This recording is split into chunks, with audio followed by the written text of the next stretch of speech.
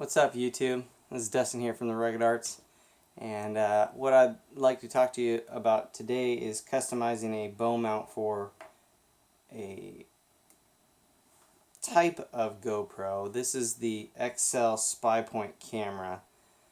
So you can see it's similar to a GoPro. You got a screen in the back, your on, off, record button, different modes, and so on and so forth. The bow mount that they make for this mounts really close to the riser, and I wanted something that would mount a little further away from the riser. So let me get my bow real quick and I'll show you what I mean.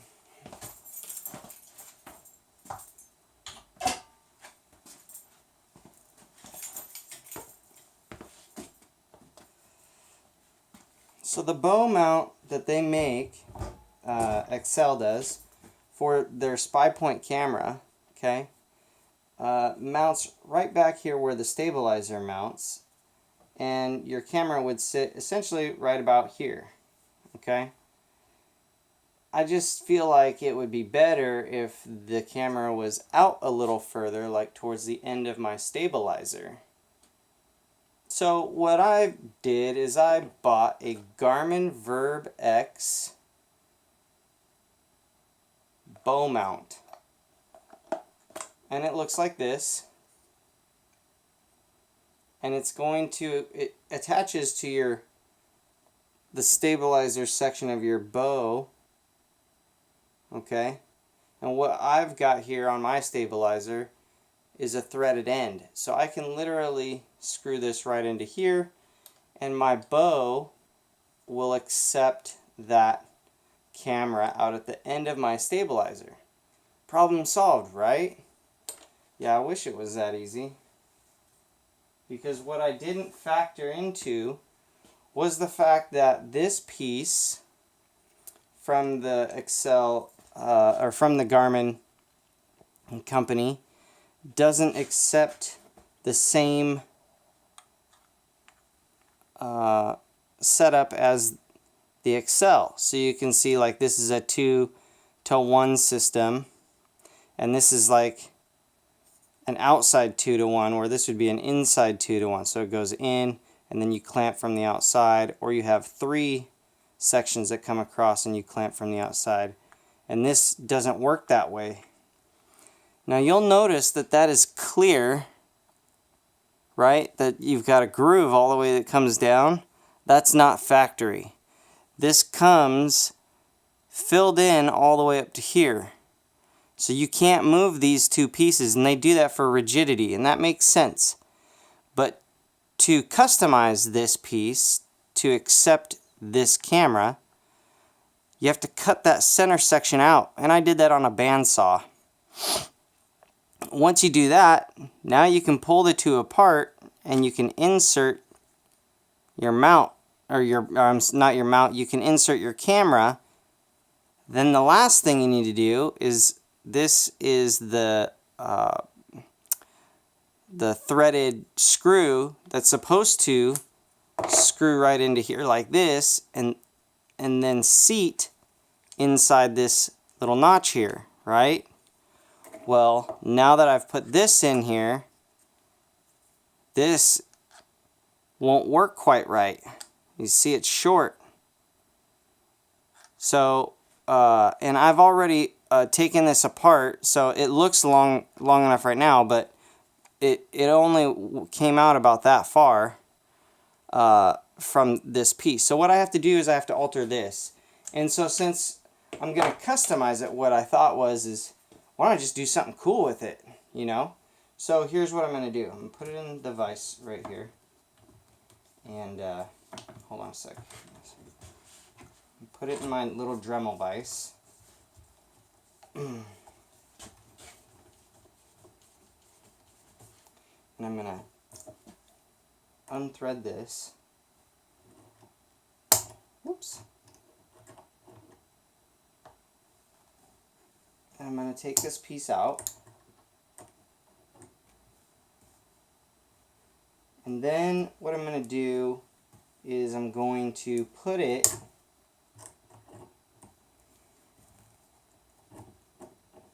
on a piece of elk antler. So the elk antler will be my actual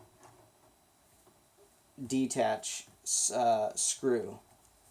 So, which I thought would be pretty cool. So I have some elk antlers that I got from a buddy of mine over at the Fallen Outdoors.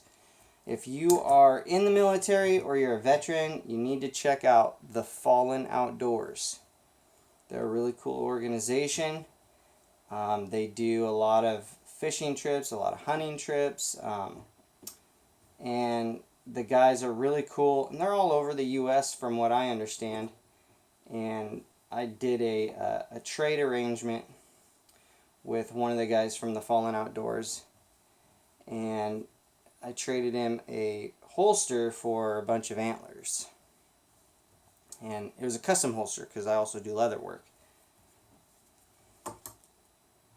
So I made him an Army Ranger custom holster. That's what he did in the Army. He was a Ranger. Pretty cool guy. Still have to work on his double mag pouch. I plan on making the double mag pouch.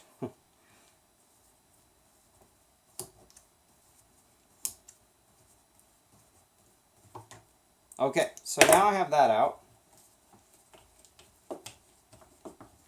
And this piece, I don't need this. So I can keep it if I want, or I can throw it away, or do whatever I want with it. Now, I've already cut my antler piece off, my antler tip. How beautiful is that? Man, I love antlers. I already cut my antler tip off. I marked it to have the same depth, because I'm going to cut around it. As you can see, I've marked the circle as well. Okay, and I've marked how deep it should go when it's in place. And so I'm going to have to carve that away, and I won't do that in this video, but I'm going to have to carve that away and customize it so it'll fit in there just the way it's supposed to. But you can see I've already drilled a hole in it, and so what I'm going to do now is I'm going to take this threaded portion and I'm going to bond it to the antler.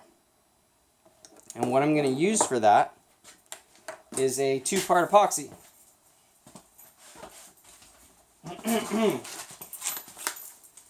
I'm going to use this Gorilla Glue 2-part epoxy. It says it sets in 5 minutes and the color is clear. So if you use stuff like this, it always helps to follow the directions, because if you don't, like for set times, and you don't clean the surface of the object you're working with, the glues won't bond correctly, and basically it'll just be a waste of your time. So you want to make sure that you read through your directions and you do everything right. So this one says protect work area from spills, remove black cap. Okay, so we've opened the package and there's a black cap in here. We're going to remove that cap. Okay, so now I have a cap to place over these after I open them. So set that off to the side. Alright, dispense even amounts of resin and hardener onto a clean disposable surface. So I need a clean disposable surface. I'm going to use a piece of cardboard.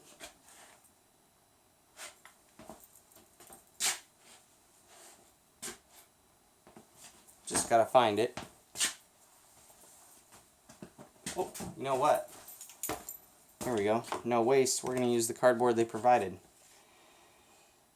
So, of resin and hardener onto a clean disposable surface. The package blister can be used as a mixing tray, which is this here. You can use this as your mixing tray.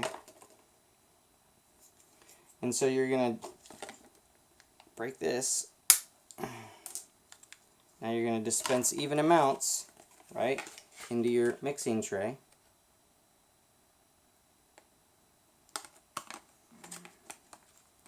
You can kind of see it coming out slow. There it goes. Even amounts. And that's probably all I need. That's probably more than enough for what I'm doing. And then you back it out a little bit so that the pressure behind the fluid doesn't continue to push the resin out. And then you're going to take and put your cap, and it's got some little pins. I don't know if you can see that very well, but there are some little like pins in there.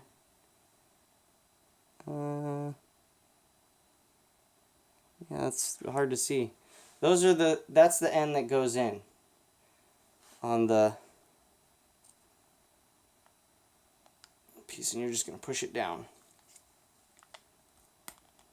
Just like that, and you'll hear it snap. You'll feel it snap. Now the lid's on. Okay, so now we're going to mix those two parts thoroughly. And this is kind of caustic, so you want to make sure, and caustic just means smelly and not good for you. So you want to make sure you're doing this in a well-ventilated area, of course, and all that jazz. So, and once you got it good mixed up, you can take and apply it liberally across the surface of what it is you're using it on, which is this.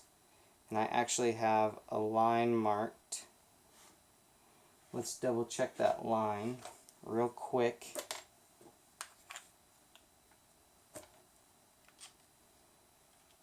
I don't have a lot of time here. So right about there. Remark our line. So that way when I put it into the antler, it doesn't seep too far, and then I can't use it properly on my mount. So now, as you can see, I'm just kind of spreading it on. There's a lot there, but I'm going to put it all the way around. I want to make sure I get it into the grooves of that screw. Get a nice little amount going there. Okay. So I really want to have enough on it to bond well. Okay, now as I put it in, I'm not just going to force it in there. I want to kind of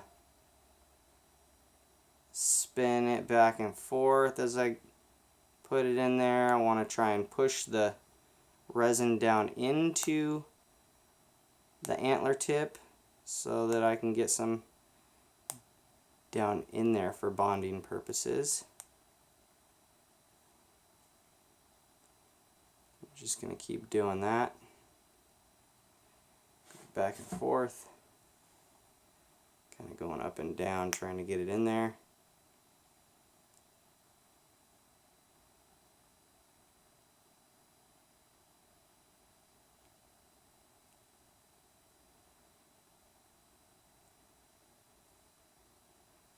And then what you'll do is you'll wipe away this bead of excess that you can see there.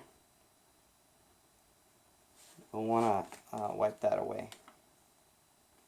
So you can take your little dipstick they gave you, and you can kind of, let's see how I show you. You can kind of wipe it away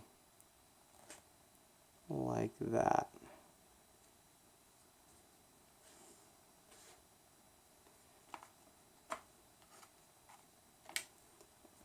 There you go. Now you can final wipe that stuff off with a paper towel, and you can get all that excess off of there. Now you just let it dry. So we'll let that dry, and then when it's all dried, I'll be able to use it to secure my camera in place. And I just thought that would look super cool, so that's why I did it. It's that easy. And then that'll go on the end of the bow. So, if you like the content, or you don't, please comment why, and that will help shape the content for the future. Like, share, subscribe. Have a nice day, and have fun out there.